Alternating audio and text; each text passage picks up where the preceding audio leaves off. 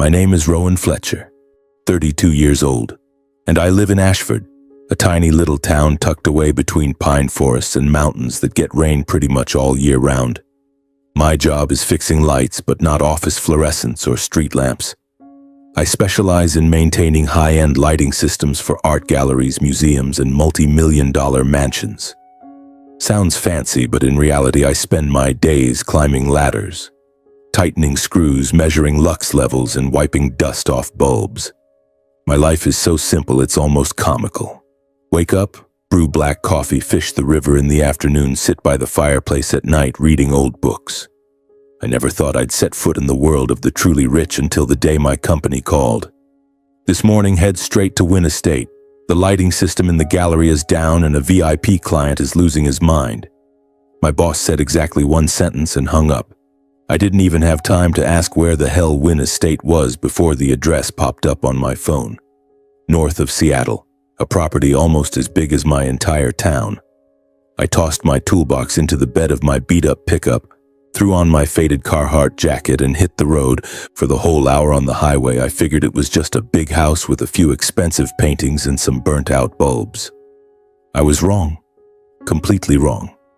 When the wrought iron gates swung open, I was genuinely stunned. A white gravel drive wound through towering red pines, flanked by marble statues and fountains that danced to music. The mansion rose like a forgotten castle in the woods. Gray stone walls, copper-green tiled roof, windows that stretched to the ceiling. I parked in the staff-only area, feeling like an ant that had wandered into a palace. An elderly butler in a perfectly pressed black suit led me down an endless hallway. The air smelled thick with sandalwood and money. I tried not to gawk as we passed portrait after portrait. They were so beautiful and real that I recognized Monet, Picasso, and a few names I'd only ever seen in books. Finally, the butler opened the door to the gallery and told me to fix the lighting system. Good God! I couldn't believe my eyes. The room was at least 5,400 square feet, with a ceiling 3 stories high and natural light pouring in silver white from a glass roof. Pristine white walls, walnut floors so polished you could use them as mirrors. Paintings hung from nearly invisible cables, each illuminated by its own dedicated museum-grade lighting rig. Tech I was proud to have installed in a couple of small galleries in Portland.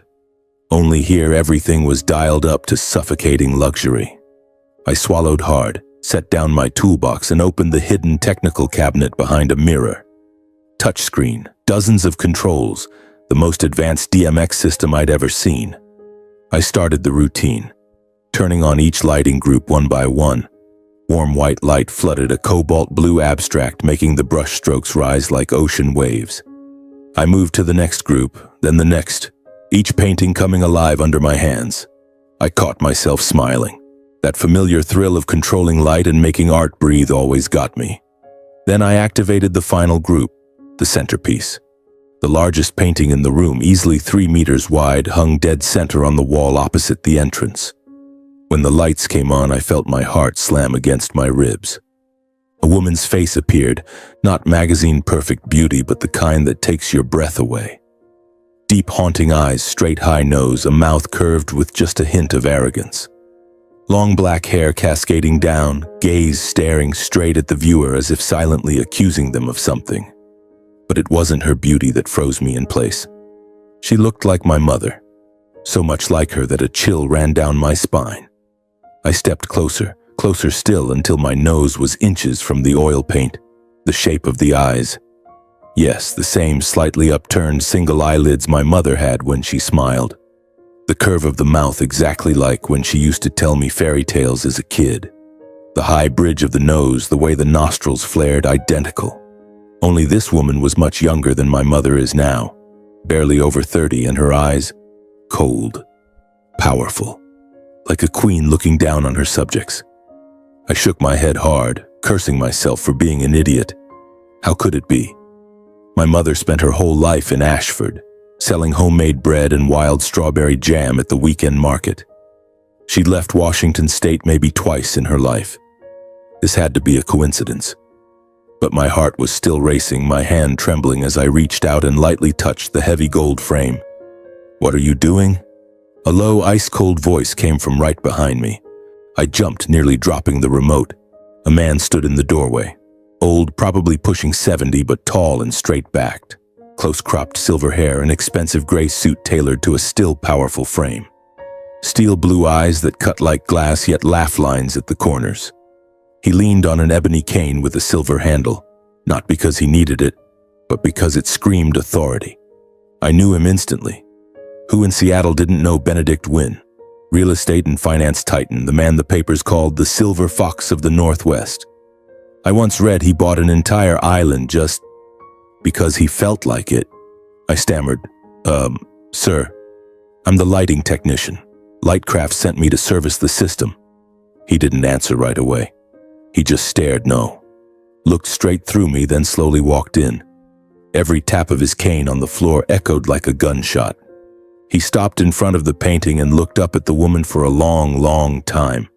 So long it felt like the rest of the world disappeared and only the two of them remained. I stood frozen, barely breathing. Finally he spoke, softly but clearly. This was a gift for my wife when she was young. I nodded frantically and was about to go back to work when my mouth opened before my brain could stop it. She looks a lot like my mother, sir. When my mom was younger. Really looks like her. I bit my tongue. Why the hell did I say that? Idiot. But it was too late. Benedict Wynn's face suddenly went ashen. I saw the veins stand out blue beneath the thin skin at his temple. His hand gripped the cane so hard his knuckles went white. The cane trembled just a little, but enough. He opened his mouth as if to speak, then clamped it shut. Those steel blue eyes flashed with something raw, panic, like someone had just stabbed him in the heart. Sir, are you okay? I managed. He didn't answer. He turned sharply and walked out fast, so fast all I saw was the gray suit disappearing through the door. The frantic tap, tap, tap of the cane faded down the hall and vanished. I stood there in the vast cold room, heart pounding like it wanted to escape my chest. The strangest feeling of my life. Fear, curiosity, and pity. Pity for the most powerful man in Seattle, trembling because of one careless sentence from me. I finished the job in a daze, turned off the lights, double-checked everything, locked the cabinet. But the whole time my mind kept circling back to the woman in the painting, and the only photograph my mother still keeps of herself young, the one she hides in the kitchen drawer. On the drive home to Ashford, the sky poured rain that matched my mood. Gray, heavy, restless. I turned on the radio but couldn't listen. Something felt wrong. Very wrong. I had no idea that day was only the beginning of a secret buried for over 30 years. And it was about to drag me and my mother into a storm none of us saw coming. 3 days passed, and I worked like a zombie, fixing lights at a small gallery in Tacoma, replacing ballasts at a museum in Olympia. But my mind kept circling back to the silver-haired man in that painting. I didn't dare tell my mother. She's always been sensitive. Whenever I asked about her past, she'd get terrible migraines, so from a young age I learned to stay quiet. But this time, silence was torture. I dreamed the painting came alive. The woman stepped out of the canvas, called me in my mother's voice, then morphed into Benedict Wynn, cane in hand, eyes red and staring at me like I was a ghost. Wednesday morning, I was sitting in the office, which was really just a converted old warehouse reeking of bulb oil and burnt coffee, when the secretary knocked timidly. "Rowan, someone's here to see you." "Who?" She swallowed hard and whispered, Mr. Benedict Wynn. He's waiting in the lobby and says he has to talk to you." I nearly dropped my coffee. I walked down the hallway feeling like my feet weren't touching the ground. There he was, sitting on the cheap plastic waiting room chair, his expensive gray suit glaring against the peeling paint and cardboard boxes. He looked smaller than before, shoulders slightly hunched, dark circles under his eyes like he hadn't slept in days. The ebony cane rested across his knees, both hands gripping it tight. When he saw me, he stood immediately, voice hoarse. "Rowan, I'm sorry for showing up like this. May I speak with you for a moment?" I nodded like a robot and led him to the meeting room. Really just a rickety wooden table and 4 plastic chairs. He sat down and exhaled as though a ton of bricks had just fallen off his chest. I haven't stopped thinking about you for the past 3 days, he began, voice low and trembling. About what you said in the gallery. About your mother. I swallowed. I'm sorry if I said something wrong that day. No. He raised a hand to stop me, eyes locked on mine. You didn't say anything wrong. On the contrary, you were right. So right that I haven't slept. He paused for a long time, searching for words. I saw his throat working. I want to meet your mother, he said almost in a whisper. Whatever it takes. My jaw dropped. Meet my mother? Why, sir, are you sure? I have never been more certain of anything in the last 33 years. He looked at me, those steel blue eyes now bloodshot and glistening. You don't understand, Rowan, but I'm begging you.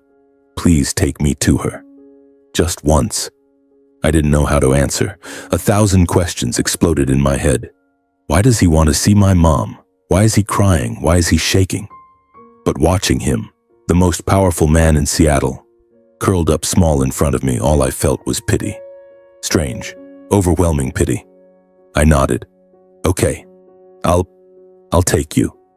The drive from the office to Ashford had never felt so long. I drove my old pickup. Benedict Wynne sat in the passenger seat, a spot I never imagined a billionaire would occupy.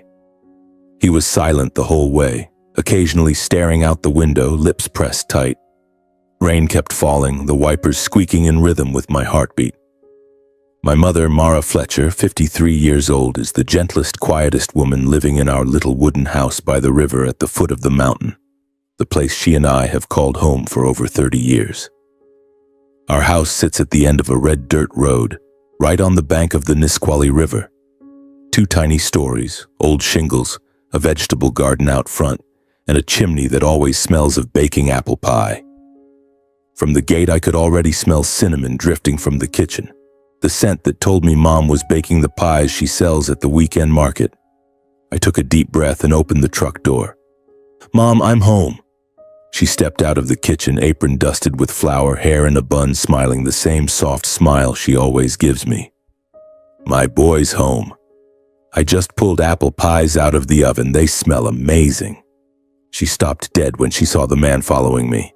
He froze on the doorstep as if turned to stone. His face went white, lips trembling, eyes wide, staring at my mother like he was seeing a ghost come back to life. Mom froze too, still holding the flour-covered wooden spoon. The air in the room turned to lead. He took one step forward, then another. The cane slipped from his hand and clattered to the floor unnoticed. His voice broke, raw in a way I'd never heard anyone speak. Juniper. Mom flinched. The spoon fell and shattered on the floor. She backed up a step, hand clutching her chest, eyes wide with confusion and fear. Sir, who are you? What did you just call me? My name is Mara Fletcher. You have the wrong person. But Benedict wasn't listening. He took another step, tears already streaming down his wrinkled cheeks. Juniper, is it really you? You're alive. Mom kept backing up until her back hit the kitchen table, face ashen. I don't know what you're talking about, son. Who is this man? Before I could open my mouth, Benedict dropped to his knees, literally both knees hitting the wooden floor, hands shaking as he reached out but didn't dare touch her. Juniper, it's me, Benedict. Benedict Wynne. Don't you remember me? You disappeared. I looked for you for 33 years. Mom shook her head frantically, voice rising in panic. I don't know you. I've never met you. What are you doing in my house? Rowan, who is he? I stood rooted between them, not knowing what to do. My heart was pounding so hard I thought it would burst. Benedict kept trying, voice shaking. Juniper, you vanished over 30 years ago. I searched everywhere. Don't you really remember? We were in love. We were going to get married. Mom's face went even paler, but not from memory flooding back, from genuine terror of a stranger who had just burst into her home, calling her by a strange name, saying insane things. She backed up until she hit the table, hands gripping a chair for support. I don't know what you're talking about. Please leave. I'll call the police. Her voice cracked, almost a scream. I'd never heard my mother raise her voice ever. Benedict froze, tears still falling, but this time he didn't move closer. He bent down, picked up his cane, voice broken. I'm sorry. I didn't mean to scare you. I thought. I stepped to Mom's side and put my arm around her. She was shaking like a leaf. I turned to Benedict, voice hoarse. Sir, please go. My mom, she's okay. I'll take care of her. Benedict looked at my mother one last time, eyes filled with pain and utter despair, like a man who had just lost everything all over again. He nodded slowly, turned, and walked out. His hunched back disappeared into the rain, footsteps heavy, dragging a lifetime behind him. I shut the door and held my mother as she collapsed into a chair, hand over her heart, breathing hard. But her eyes were dry, only confusion and fear. Mom, are you okay? She shook her head, voice tiny. I don't know who that man was. Why did he call me that name? Why was he crying? I couldn't answer. I just held her tighter, feeling her still trembling in my arms. That night she went to bed early, but I knew she wasn't sleeping. I heard her tossing and turning, soft sighs in the dark. I lay awake, staring at the ceiling, mind in chaos. Was he telling the truth? Or was he insane? But my mother, she didn't recognize him. Not at all. So why was he so certain? And why deep down did I have the feeling my mother was hiding something, even if she herself didn't know what it was? The nightmare I sensed had only just begun. And for the first time in my life, I was afraid of the very mother I loved most in the world. The next morning, as the first rays of sunlight slipped through the hospital room curtains, my phone buzzed. An unknown number. I answered, voice hoarse from a sleepless night. Hello, who is this? Rowan, it's me, Benedict. His voice had sunk to the bottom of a well, as though he too had spent the night without sleep, rough, exhausted, almost unrecognizable. I know you're angry with me. I don't blame you. But can I see you just once? I'll explain everything. I looked at my mother lying half-conscious in the hospital bed, face still pale, lips cracked and dry. I wanted to refuse, wanted to scream into the phone, never to show up again. But a part of me, the curious, uneasy part, was screaming for answers. Fine, I said. Tomorrow. We'll talk. We agreed to meet at the little cafe tucked away on an Ashford side street, the scent of old wood and toasted bread drifting out to the sidewalk. I pushed the door open and saw Benedict already there, at the most familiar corner table, a cup of black coffee long gone cold in front of him. He looked visibly thinner after just one night, gray shirt wrinkled, silver hair disheveled, eyes sunken like black pits. He stood when he saw me, voice soft. Thank you for coming. I sat across from him and cut straight to it. My mom is in the hospital because of you. Talk. What the hell is all this? He drew a deep breath as if preparing to jump off a cliff. I once loved a woman. Her name was Juniper Hawthorne. At the mere mention of the name, he had to stop, fingers squeezing the coffee cup until his knuckles went white. She was the identical twin sister of my current wife, Rosalind. The two looked exactly alike, only their personalities were different. Juniper, she was fire, bright, fierce, one smile and the whole world lit up. Rosalind was colder, quieter. His gaze drifted far away, reliving old days. I met Juniper when I was 29 and she was 27. We fell madly in love. I was going to propose that fall. I had the ring, everything ready. But then, one rainy afternoon, she was driving to my place and never arrived. His voice shattered into pieces. I called the police. I hired private investigators. I turned Seattle and the entire state of Washington upside down. Nothing. The car vanished. She vanished. All that was left was the coat she'd left in my car, still faintly smelling of her perfume. I sat silent, throat tight. For years after that, I lived like a corpse. I drank, I went mad, I nearly lost everything. The only person who stayed by my side was Rosalind. She took care of me, ran the company for me, wiped my tears every night. Eventually, I married her. Not for love, because I needed someone who looked like Juniper so I could keep breathing. Because I couldn't bear losing her completely. He lifted his eyes to me, red-rimmed. The painting in the gallery. I painted Juniper from memory more than 30 years ago. When you said your mother looked like her, I thought I was dreaming. Rowan, your mother is Juniper. I'm absolutely certain. The world spun. The entire cafe shrank until all I could hear was my own heart pounding. But my mom's name is Mara. She's lived here for over 30 years. She doesn't remember anything. Benedict nodded slowly. I know. She probably lost her memory after the accident, but I need to see her. Just once more. I need to know why she left without a word. I need to close this door, no matter how it closes. He reached across the table and grasped my hand. His was ice cold and trembling. Please, let me see her. I looked into the eyes of a man who had carried this pain for half his life, and I nodded. I never imagined I had just opened a different door, one that led straight to hell. The days that followed were the longest of my life. Benedict started coming to the house regularly. No luxury car, no bodyguards, just him driving an old Jeep, wearing turtlenecks and faded jeans, looking more like a retired grandfather than a billionaire. He brought donuts, wildflowers picked from the roadside, old photographs carefully wrapped in plastic to keep them from creasing. But my mother hid from him. Every time she heard his car pull up, she quietly slipped out the back, locked herself in her room, or pretended to sleep. Once he stood on the porch for a full hour in the drizzle.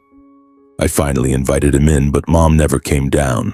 I made him tea and listened to him talk about Juniper, about weekend drives along the Oregon coast, about the time she laughed until she cried because he dropped an entire cake on his shirt. I was torn in half between them. On one side, my mother, the woman who raised me on toast and fairy tales, now curled up inside an invisible terror.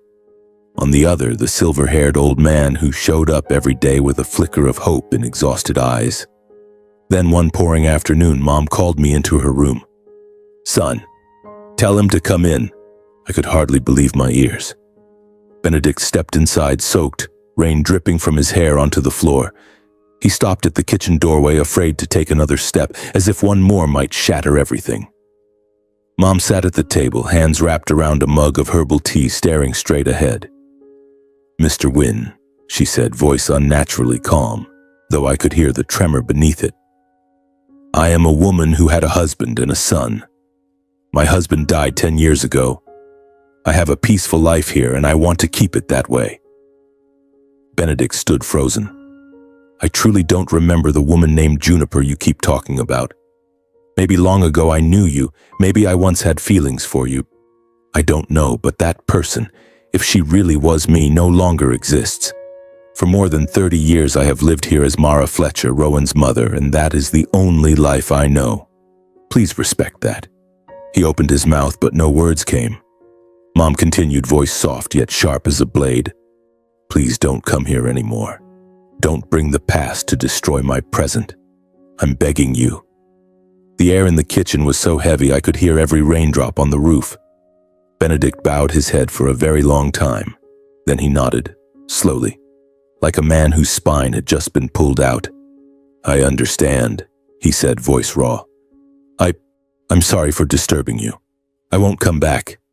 He turned and walked out, shoulders hunched under the rain. I ran after him, wanting to say something, but he only raised a hand to stop me.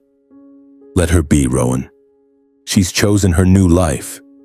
I'm just the past. He climbed into the Jeep and drove off without looking back, disappearing around the bend in the downpour. I went back inside. Mom sat motionless, the tea long cold in her hands. She wasn't crying. She just stared out the window where the rain kept falling. I stood behind her, wanting to hug her, but not daring to. Because for the first time I realized my mother no longer knew who she was. And that feeling hurt more than anything I had ever experienced. In the weeks that followed, our house sank into a heavy silence. Mom still got up early to bake, still weeded the garden, still smiled at me every morning, but that smile was as fragile as the sugar glaze on sponge cake. One light touch and it would shatter. She never mentioned Benedict again, never asked if he had come back. It was as if, by never speaking of it, the whole thing would simply disappear. But I couldn't stop thinking. I began watching Benedict from a distance. He truly never came to the house again, yet I still saw him. He would park 2 streets away in his old Jeep and just sit there, staring toward our kitchen window. On the coldest nights when the wind cut like a knife, he stayed until late, breath fogging the windshield. I watched from behind the curtains as he wiped the glass, looked again, wiped again. He never honked, never got out. He just sat like an old man waiting for someone from a past life to return. I knew he wasn't lying. A man with his power had no reason to stage such a clumsy act. But my mother wasn't lying either. She had never lied to me, not once. So where was the truth? That question gnawed at me every day. I started remembering the tiny moments when, as a child, I'd asked, "Mom, where were you from before?" She would only smile, pat my head, then suddenly clutch her temples in pain. My father, the gentle man who died 10 years ago, would pull me outside and whisper, "Don't ask your mother about the past, son. It gives her terrible headaches." I was little, so I obeyed. Eventually, I stopped asking. Now, looking back, I wanted to slap myself for being so stupid. The unease grew until I couldn't sleep. I lay in bed listening to the Nisqually River rushing outside, the wind whistling through the cracks, and I knew I had to do something. I couldn't keep pretending everything was normal. I started investigating, alone. First, old Mrs. Gladys at the general store. She's so old she needs a cane, but her memory is sharp as ever. "Oh, your mother wasn't from around here," she said, chewing gum, squinting at me. I remember it clear as day. One stormy night, your dad carried a soaking wet woman up from the riverbank, covered in blood. He was shouting for help. I was young then, ran out to see. Lord, she was beautiful, like an angel fallen to earth, but her face was bruised, her head split open. I swallowed hard. Then what? Your dad took her to the old clinic. A few days later, she woke up, but she didn't remember anything. No name, no home, no one came looking. Your dad brought her food every day. Then, somehow they fell in love, got married, and you were the result of that rainy night. I thanked her, heart pounding, and ran straight to old Tom, the former town sheriff. Tom sat in his creaky armchair, taking a long drag on his pipe. "Yeah, I remember. The file's still there. It was my first case as a rookie. I wrote the report myself. Unidentified woman, no ID, no fingerprints in the system, no missing person report that matched. We called her Jane Doe for a while, but the doctor said she needed a real name for the paperwork. Your dad suggested Mara, said it sounded like the river flowing, and that's how she became Mara Fletcher." He looked at me through cloudy eyes. "Want to see the file? It's still at the old clinic. Helen keeps it." I bolted out of his house like the devil was chasing me. The old clinic is now just a leaning 1-story wooden building, the white lettering on the sign half peeled away. Helen, the retired nurse who still volunteers to watch the place, opened the door with a warm, wrinkled smile. "Rowan, haven't seen you in ages. Come in, it's cold." I gave her the short version. She listened, nodded, then without a word led me down to the basement. The smell of old paper, antiseptic, and mildew hit me hard. She shone her phone flashlight over towering stacks of files. "Looking for 1991, 1992. Here we go." She pulled out a thick, yellowed cardboard folder tied with red string, handwritten on the cover in faded ink. "Emergency case, female, approximately 28 to 32 years old, identity unknown, October 14th, 1991. My hands shook as I opened it. First page, the old sheriff's report. Female found unconscious at 2:13 a.m. on the Nisqually Riverbank near the old wooden bridge, multiple traumatic injuries, signs of fall from height or motor vehicle accident. No identification, no matching missing person reports. Next page, doctor's notes. Multiple contusions to head, torso, limbs. 3 fractured ribs, severe traumatic brain injury. Evidence of prolonged oxygen deprivation, suspected near drowning. Prognosis poor. I turned the pages, paper rustling loudly in the silence. Entry from the 7th day after the accident. Patient regained consciousness. Responsive to light and sound, however, complete long-term amnesia. No recollection of name, origin, or personal history. Strong emotional reaction to certain proper names, especially those containing June. Recommend long-term psychological monitoring. The final page was a small sheet in my father's familiar slanted handwriting. I recognized it instantly.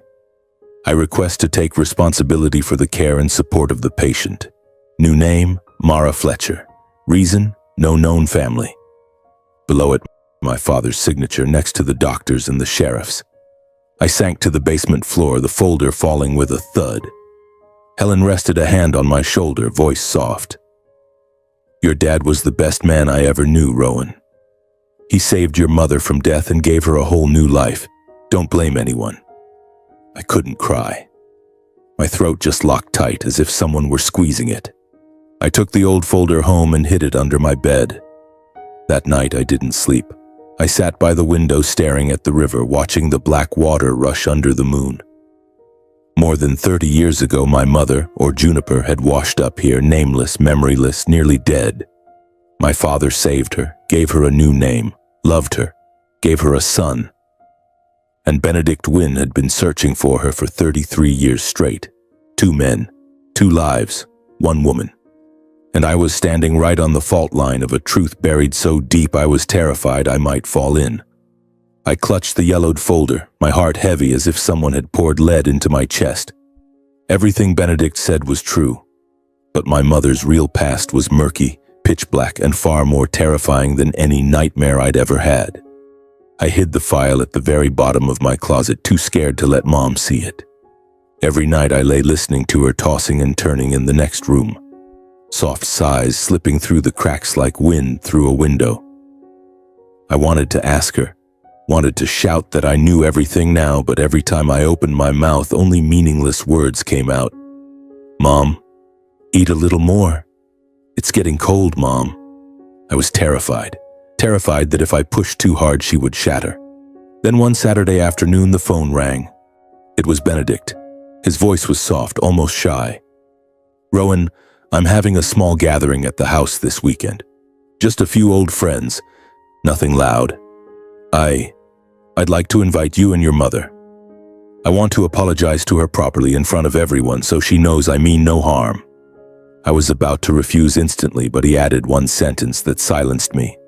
If she doesn't want me around after this, I will never bother her again. Just this once. I told Mom. She was kneading pumpkin pie dough. Her hands froze mid-air, white flour drifting down like snow onto the cutting board. There's no need, son. I don't want to go. But I knelt beside her and took her hands. Those flour-dusted, calloused hands that had washed dishes, kneaded dough, and wiped my tears for over 30 years. Mom, I think you should go. Just once. To put it all behind us. I can't stand seeing you this afraid anymore. She looked at me for a long time. Her eyes clouded, then she nodded, voice barely audible. All right, for you I'll go. The day came faster than I expected. I drove Mom up to Wynne Estate. She wore her old forest green wool dress, the one she saved for holidays, hair pinned up, no makeup. I saw her nervously adjust the rearview mirror several times. I squeezed her hand.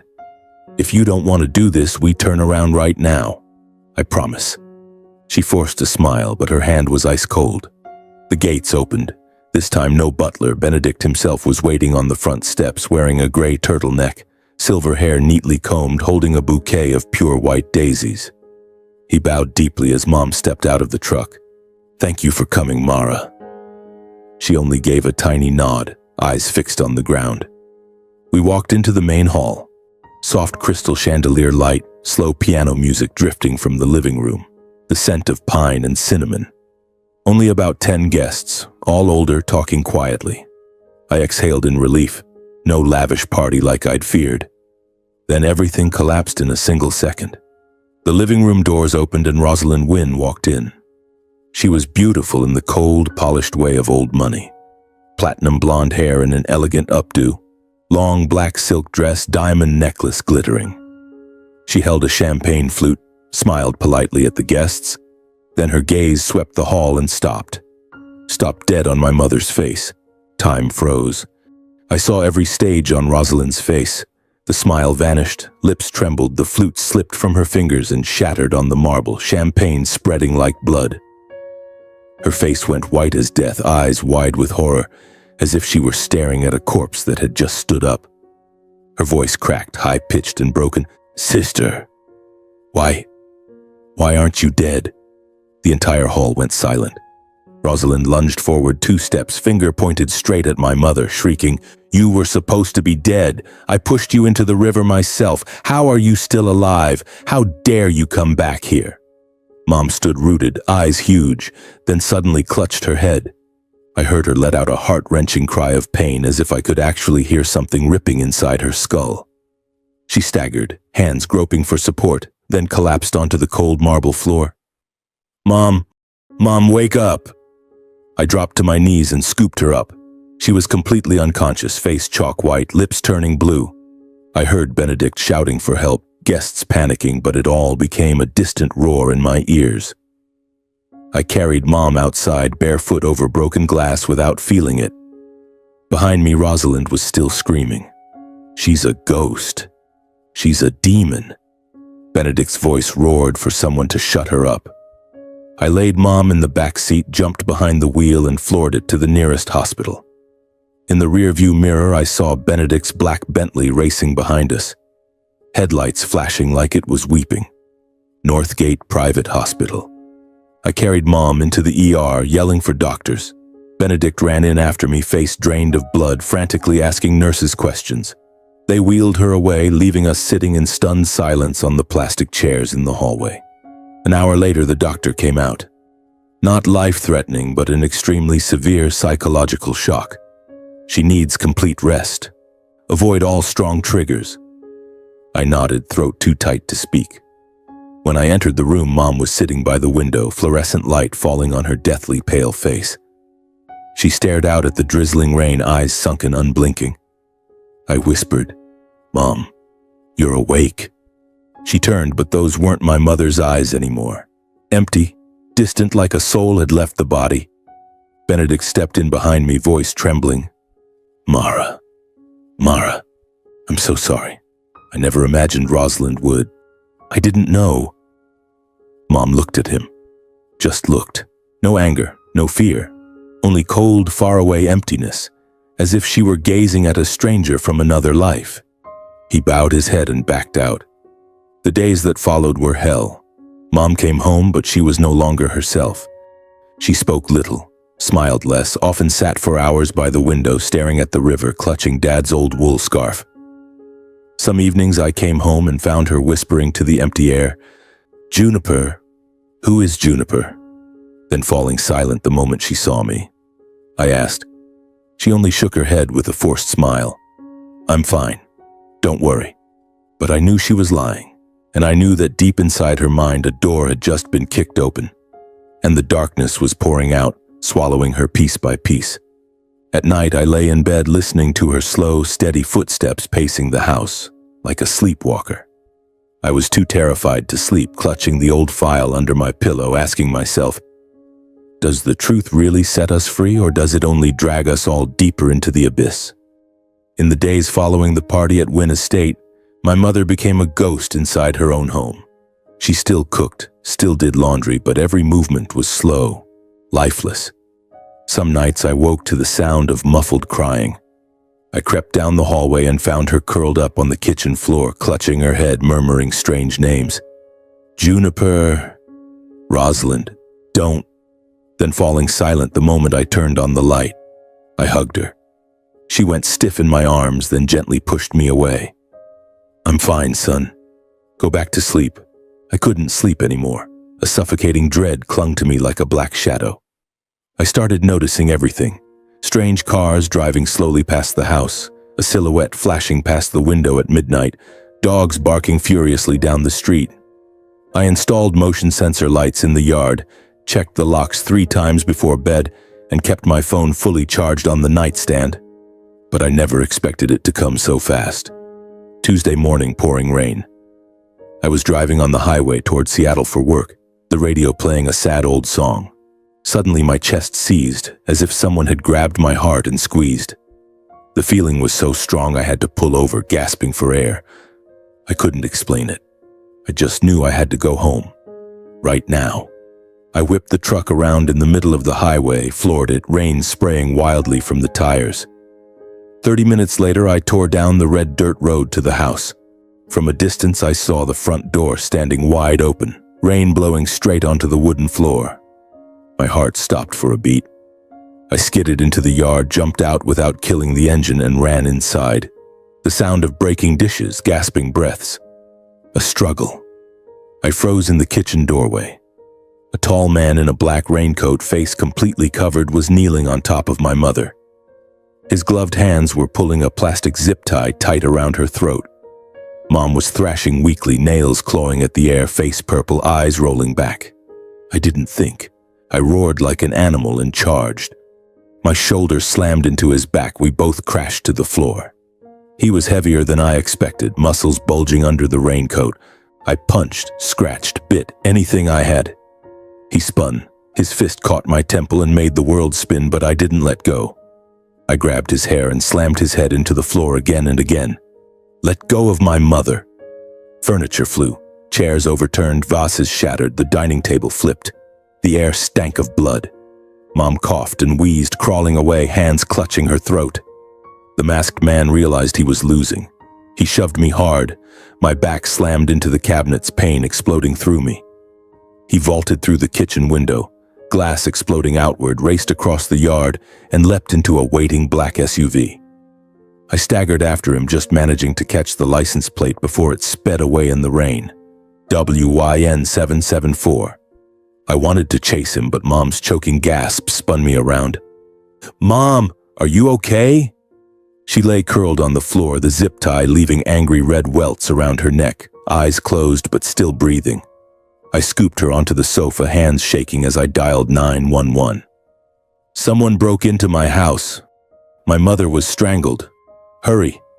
1427 Riverbend Road, Ashford. While waiting for the police, I knelt beside her, stroking her hair, crying like a madman. Mom, say something. Where does it hurt? She opened her eyes, breathing shallow, but forced a crooked smile. I'm okay, my boy. 2 officers arrived in 15 minutes, soaked, red and blue lights painting the whole property. They photographed the scene, dusted for prints, took my statement while my hands still trembled. I told them everything, how my gut had screamed at me. The only thing I remembered was the plate. When they left, the house sank into a deathly silence, only the rain drumming on the roof and Mom's faint breathing. She sat on the old sofa, staring at the blood-smeared, glass-strewn floor for a long, long time. Then she lifted her head and looked at me. For the first time in weeks, her eyes were no longer empty. They blazed with pain and a resolve I had never seen before. Rowan, sit down. I have to tell you the truth. I knelt beside her and took her hands. She drew a deep, shuddering breath and began, voice trembling but clear as if tearing 30-year-old memories out of her skull piece by piece. I was Juniper Hawthorne. I fell in love with Benedict at first sight. We were going to get married. But Rosalind, my identical twin sister, was obsessed with him. She was insanely jealous. She made up lies, accused me of cheating, made Benedict doubt me. The day I drove to meet him to clear everything up, Rosalind followed me. She cut me off on the bridge. We fought, horribly. She stormed off first, but then came back and rammed the back of my car. I went over the railing into the river. I thought I was dead. She stopped, tears rolling down her cheeks. When I woke up, I remembered nothing. Your father saved me, gave me a new name, cared for me, loved me, gave me a new life. I didn't want to remember the past because I was terrified. If I did, I would lose everything I had now. I had you, a family, happiness. I thought Rosalind would never find me. She looked at me, eyes red. But that day at Wynn Estate, when I heard Rosalind scream, everything came flooding back. I remembered it all. I was afraid to speak because I didn't want to destroy this life, didn't want you in danger. But now, I almost died. I can't stay silent anymore. Rosalind is behind this attack. I'm certain of it. Rage boiled in my veins. I shot to my feet and roared, I'm calling the police right now. She's going to pay. Mom gripped my hand hard, voice firm. No, we have no proof. And my sister, she's rich, powerful. She'll deny everything. You'll be in danger. Let me think first. I clenched my fists until my nails drew blood, not even noticing. I nodded, but inside the anger was a wildfire. She was right, but I also knew this wasn't the end. This was only the beginning of the real nightmare. After that night, I never left my mother alone again. I took indefinite leave from work, installed cameras everywhere, and slept with a folding knife under my pillow. Mom, on the contrary, grew calmer in a way that terrified me. She no longer sat staring blankly out the window. She cleaned the house, cooked old familiar dishes, even smiled at me, but that smile was cold, like someone who had decided to walk straight into fire. 3 days after the attack, I knelt in front of her. Mom, we can't keep hiding. Next time it won't just be one masked man. Rosalind won't stop. We have to tell Benedict. He's the only one with enough power to protect you. She looked at me for a long time, then nodded. All right, take me to him. I called Benedict. He picked up on the first ring, voice hoarse from sleepless nights. Rowan, what is it? I have something important to tell you. Mom and I are coming over. An hour later, we were at Wynn Estate. The moment we stepped into the main hall, I felt a thick, oppressive silence enveloping everything.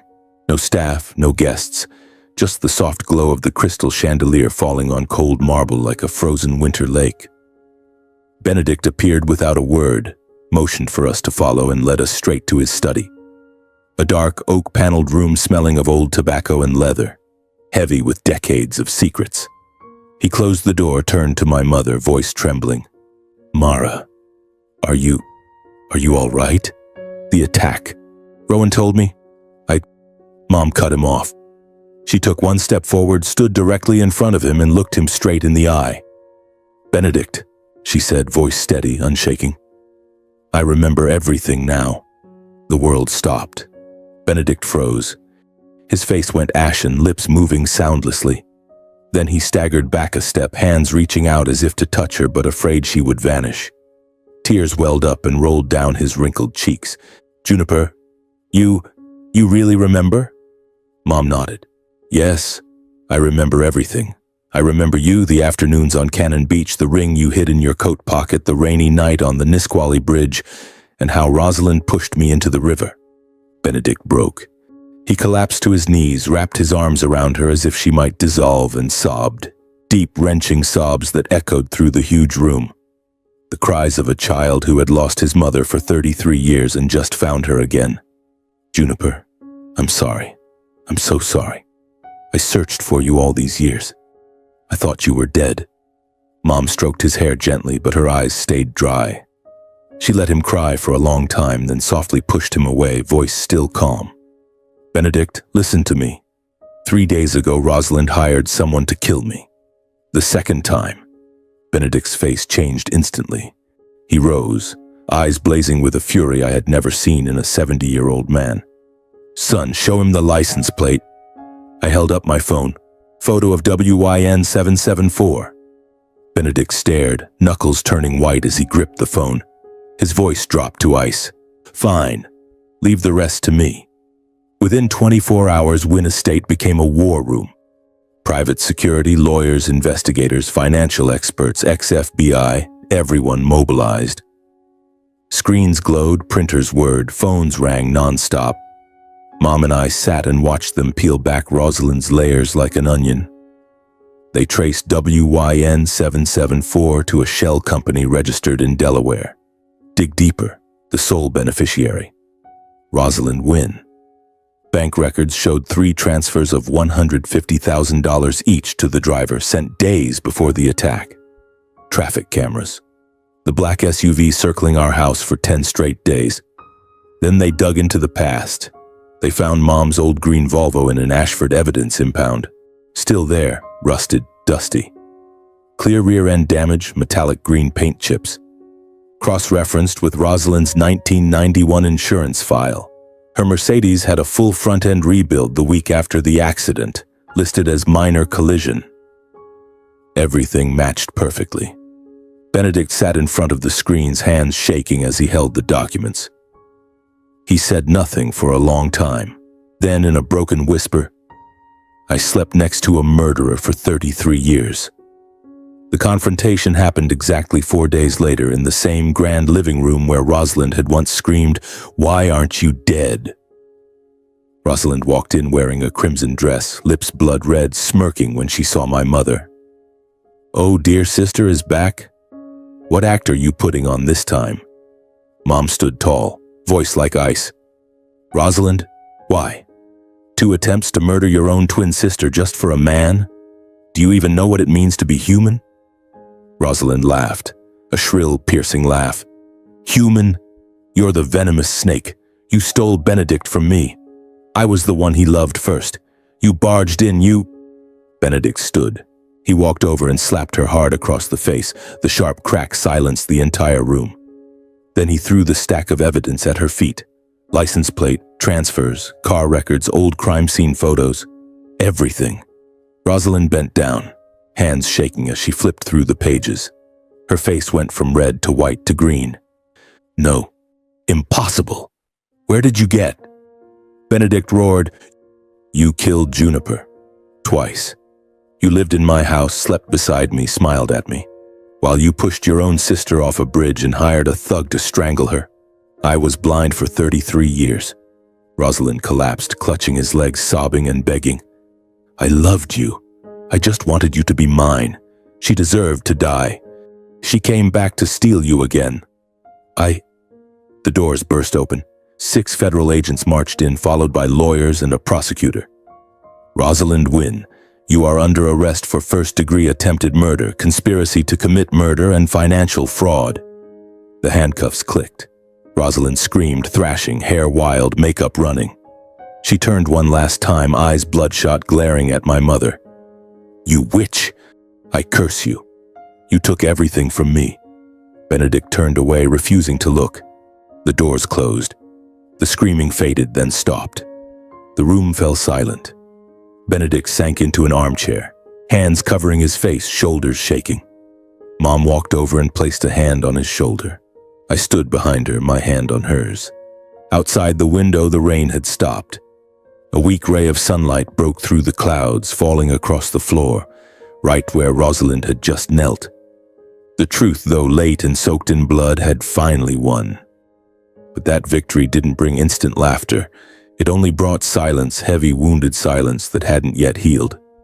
The trial lasted 6 straight weeks, turning the Seattle federal courthouse into a media circus. Every morning I drove Mom there. We had to push through a forest of lenses, reporters shouting her name like she was a movie star. "Mrs. Hawthorne, will you forgive your sister?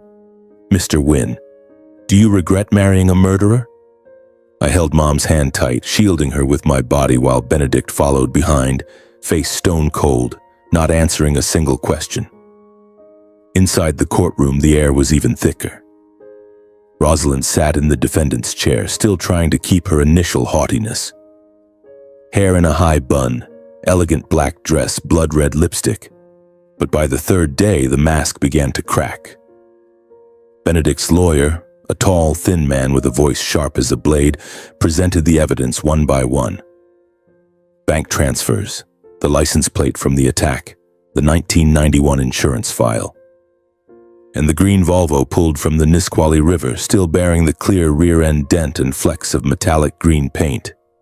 At first, Rosalind sneered, calling it all fabrication and slander. But when photos of her Mercedes after its full front-end rebuild appeared on the giant screen, she started shaking. When the witness, her former bodyguard Marcus Hale, took the stand and testified that Rosalind herself had paid him to take care of the woman in Ashford, she leapt to her feet and shrieked, "Traitor! I paid you to kill her, not to sell me out." The courtroom erupted in gasps. The judge pounded the gavel. I sat there, face white, nails digging into the armrest until they drew blood. Mom testified in week 4. She walked to the stand in her old forest green wool dress, hair in a low bun, no makeup. She recounted the rainy night on the bridge, voice calm, clear, never once looking at Rosalind.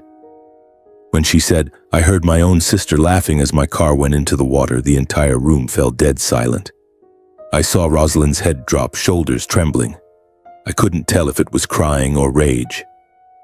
Sentencing day came on a freezing November morning. The judge, an older woman with stern eyes, read the verdict without emotion. Rosalind Wynn, the court finds you guilty of first-degree attempted murder in 1991, conspiracy to commit murder in the current year and related charges. Sentence: 28 years imprisonment, no possibility of parole. The gavel fell like thunder. Rosalind jumped up one last time, screaming like a madwoman, "I'm not guilty. She stole everything from me." 2 officers forced her down, cuffed her, and dragged her away. She turned one final time, eyes burning with hatred and fear, toward my mother. I hugged Mom.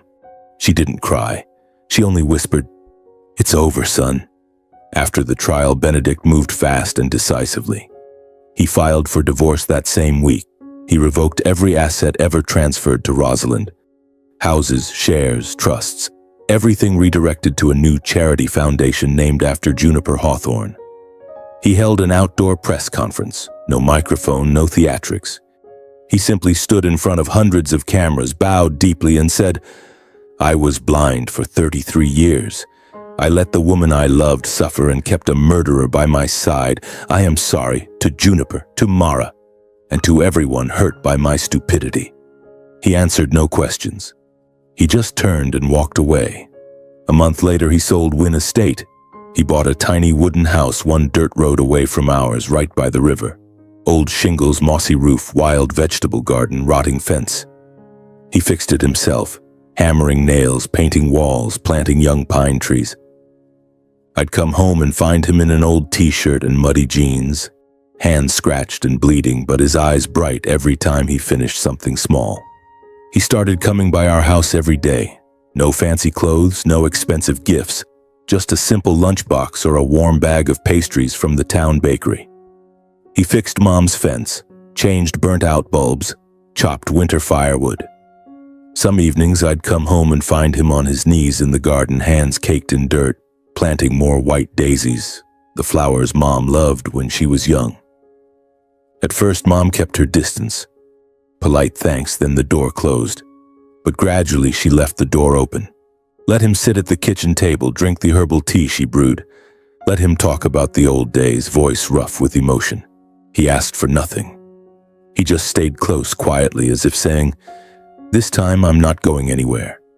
Then one late autumn evening, the air crisp, pine needles covering the yard, we sat in our little kitchen, the old familiar smell of baking apple pie and crackling firewood in the stove. Benedict had brought a bottle of red wine from his old cellar, but none of us touched it.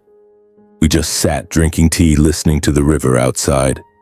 Mom looked at him for a long, long time. Then she set her cup down, hands trembling. "Benedict, there's something I've never told anyone, not even Rowan." He looked up, eyes worried. "Tell me, I'm listening." Mom took a deep, shaky breath. That year, when the accident happened, I was pregnant, almost 3 months. Time stopped. Benedict froze. His face went white, fingers clenching until the knuckles were bloodless. He stared at Mom, then at me, then back at Mom, eyes wide with disbelief. You're saying, the baby?" Mom nodded, tears finally falling. "Rowan is your son." I felt the world shatter around me, then slowly piece itself back together into something completely new. I looked at Mom. I looked at him. At the woman who raised me on toast and fairy tales. At the man who had searched for her for 33 years. Who had wept in front of me, who had knelt in the rain just to watch her from afar. My father, the gentle man who saved her, gave her a new name, loved her unconditionally, had been gone 10 years. But this man was the one who gave me life. Benedict stood swaying like he was drunk. He stepped toward me, hands shaking as he reached out, then stopped midair, afraid I would vanish. "Rowan, son, you're my son?" I couldn't speak. I just nodded, tears spilling over. He pulled me into his arms. A strong, warm embrace that smelled of pine and salt tears. I felt his old heart pounding wildly against my chest. Mom stood, walked over, and the three of us held each other in that small kitchen under the warm yellow light. Tears flowed freely, but this time they weren't bitter. They were sweet, full of joy, overflowing. Outside, the autumn wind blew gently, carrying the scent of pine and river water. After 33 years of darkness, we had finally found the light. A year passed like the blink of an eye. My mother, Mara Fletcher, or Juniper Hawthorne, depending on which memory called her more strongly, recovered like an ancient tree struck by lightning, yet stubbornly turning green again. Her memories returned little by little. The smell of coffee Benedict used to brew when they were young, the bright laughter of 15-year-old Rosalind, and the husky singing voice of my late father, the man who had passed away, as he sat by the fireplace lulling me to sleep. The headaches vanished completely. She laughed more, slept better, and for the first time in many years, she could look straight into the mirror without seeing a stranger. I was different. I was no longer just learning to live with myself. I started working at Wynn Global Holdings, but not in some fancy Seattle office. Benedict gave me a small project, converting the lighting systems for the entire chain of art museums he sponsored. The job took me all over the Northwest, climbing ladders, measuring lux, calculating light angles. Exactly my specialty. He didn't play favorites or interfere. When he handed me the contract, he said only one thing: "Do it well, and you stay. Do it poorly, and you're out. I don't raise my son on handouts." I grinned, signed, and threw myself into it like a madman. 6 months later, the project finished 2 weeks early and 30% under budget. He just nodded, clapped me on the shoulder. "Good work, son. Now come home for dinner." Benedict changed the most. He sold nearly all his Seattle properties, keeping only enough to live comfortably and give to charity. The little wooden house next to ours is now properly fixed up. White paint, red tile roof, neat vegetable rows, brand new pine fence.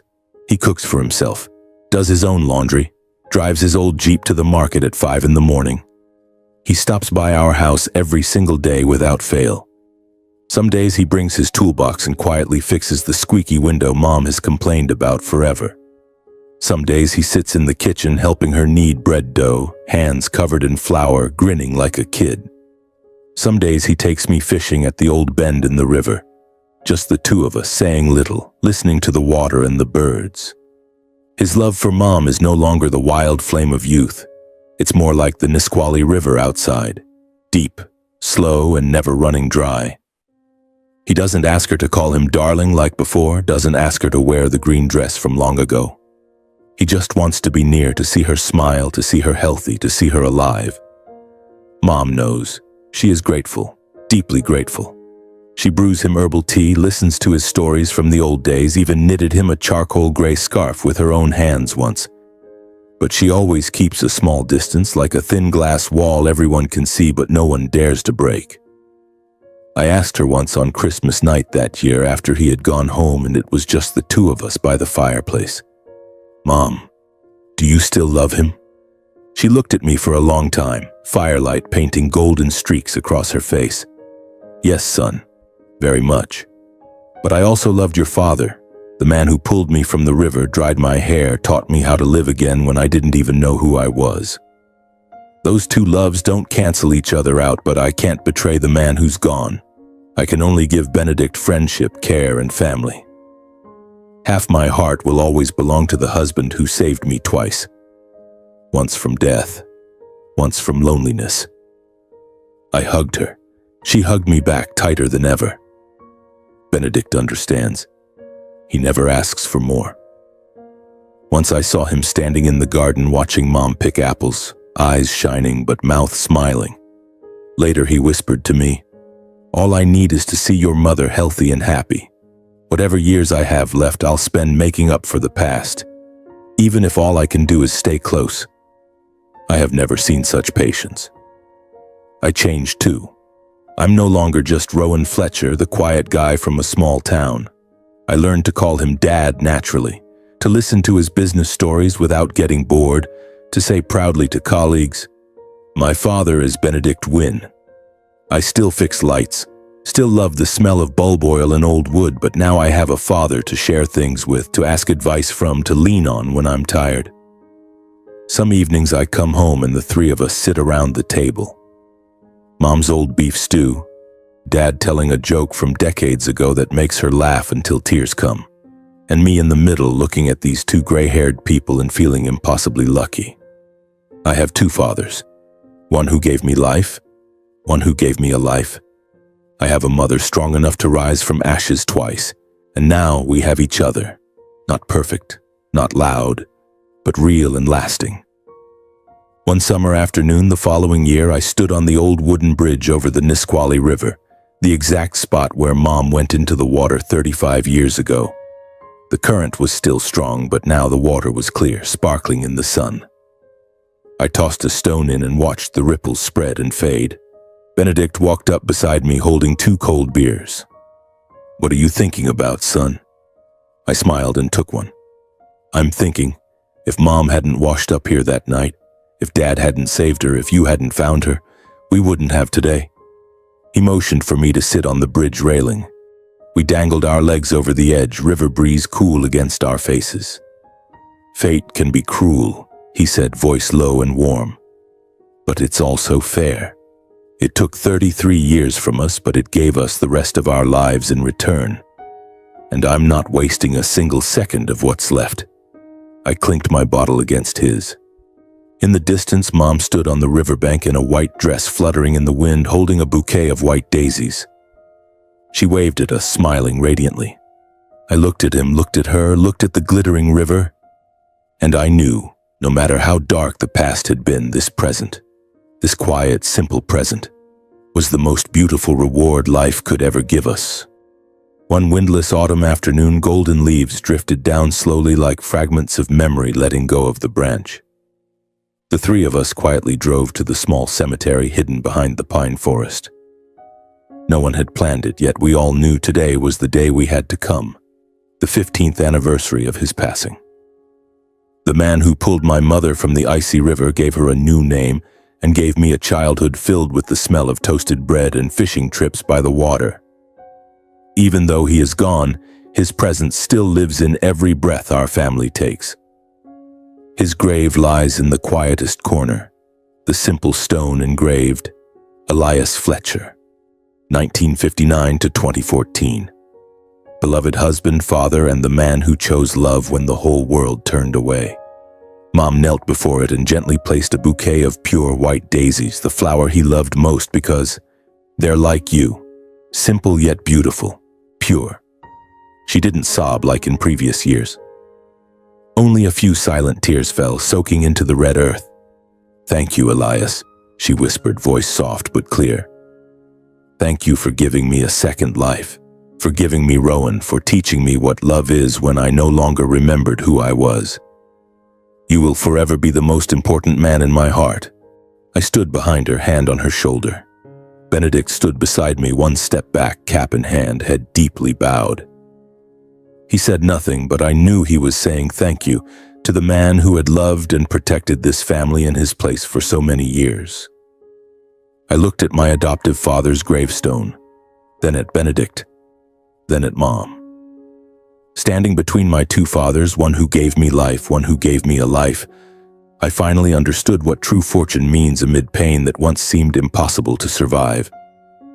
I looked back on my own journey, from the childhood days when I only knew Mom got terrible headaches whenever the past was mentioned, to the day I walked into the Wynn Estate Gallery and saw the painting that looked so much like her it chilled my blood. From the moment Mom collapsed upon hearing the name Juniper, to the night I carried her out of the mansion amid Rosalind's screams of horror. From nearly losing her to a zip tie around her throat, to the day we watched Rosalind dragged away in handcuffs. From the second I learned Benedict was my real father, to the quiet evenings the three of us sat by the fireplace, understanding each other without needing words. I once thought those losses were the end. Now I know they were only sharp turns leading me to a different road, one of truth, forgiveness, and a love I never dared dream of. I realized Benedict's patience wasn't just love for Mom. It was silent atonement, a belated apology he thought he would never get to give. Cruel fate stole 33 years from him, but in its mercy gave him the rest of his life to make amends. I learned that memory is a vital part of being human, but losing memory doesn't mean losing the value of life. Mom lived beautifully and fully for 33 years without a past, with love, kindness, warm loaves of bread, and bedtime hugs. She proved that a person can start over from zero and still build a warm family.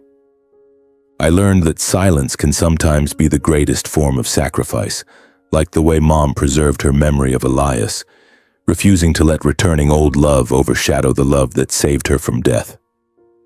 She chose to honor the man who was gone, even though her heart still fluttered when Benedict brewed coffee exactly the way she liked it decades ago. I understood that family isn't only blood. Family is who stays when the storm hits, who never lets go even when the world collapses.